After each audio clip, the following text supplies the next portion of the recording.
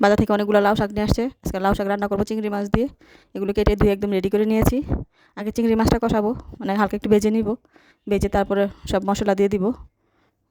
কাঁচামরিচ দিয়ে দিচ্ছি বেশি করে। মশলা কষানো হয়ে গেছে, এখন শাকগুলি দিয়ে দিব। শাকগুলো দিয়ে ভালো করে মিশাইতে হবে।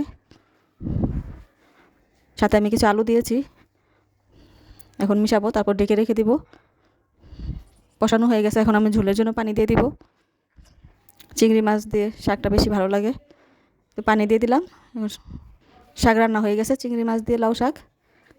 কচুমুখী টক রান্না করেছি আজকে, মাছের মাথা দিয়ে, কাতল মাছের মাথা। জলপাই দিয়ে টক দিয়ে রান্না করব। জলপাই দিয়ে দিচ্ছি বেশি করে। টক রান্না করেছি অনেকগুলা, মানে কচুমুখী নিয়েছি অনেকগুলা। তারপর লাস্টে খাটা সস দিয়ে নামাই নিব। এই হচ্ছে কচুমুখির টক রান্না হয়ে গেছে। আমার রান্না কেমন হয়েছে বলবেন।